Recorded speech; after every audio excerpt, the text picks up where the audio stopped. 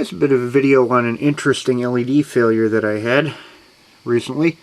This is one of these Leviton ground fault receptacles with a built-in nightlight / guide light, and the idiot light that tells you that the thing's normally functioning has died.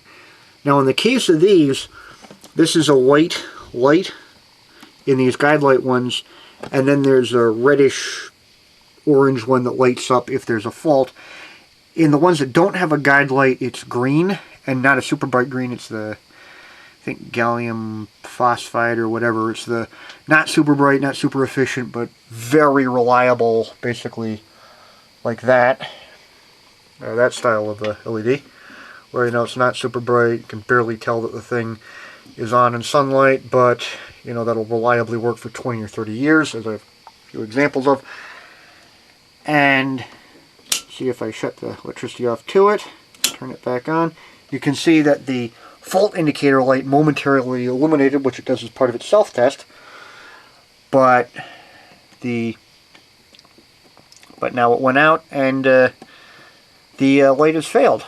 So see if I set it or test it, see it's off, which also kills the guide light. I reset it, see it again, it lights up momentarily, and so yeah, that's bit of an issue, especially for an indicator that's supposed to be on for very long periods of time, like possibly hundreds of thousands of hours, given that these things can have multi-decade service lives. And yet, of course, the guide lights still work fine, you know, basically a year and a half after I installed it. That thing's got good, at least 12,000 burn hours on it by now, or at least operating hours, because it's not on all the time.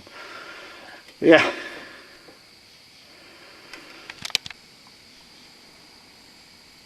And there's all the other glowy blinking lights in from 2 Solars there.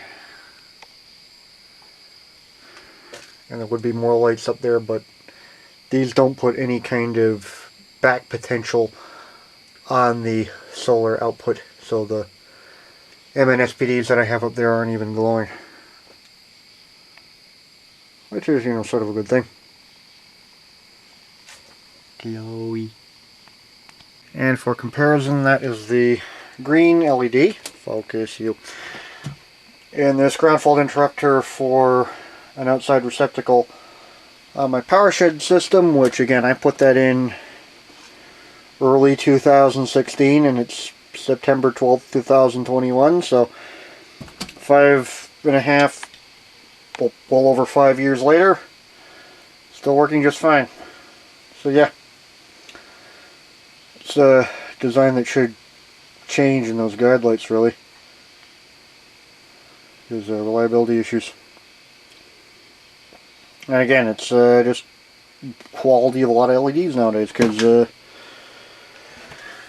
like those lights in this inverter, which again has 40-odd thousand hours of uptime, well, at least 30,000 hours of uptime over the span of 5 years. Yeah. So, yeah, just because it's the most efficient and prettiest solution doesn't mean it's necessarily the best. You know, the guide lights should really go back to using those, especially for an idiot light that's going to be on continuously, possibly for multiple decades. And another note, 2.111 megawatt hours of solar generated electricity over the past over 4 years. Yeah, I want some schmoo in here. Desperately need to clean up all the cobwebs, but yeah, I've been working more or less okay.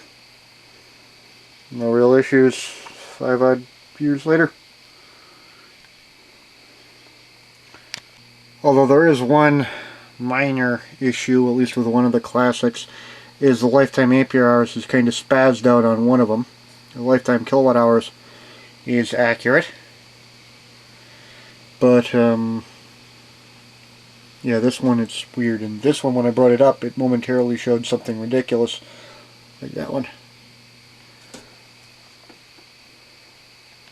And as a reliability comparison, those cold cathode fluorescent lamps which have been used almost every night in various projects since about 2007, and easily have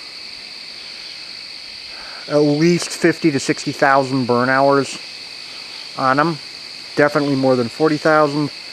Are still working just fine 14 years after I got them.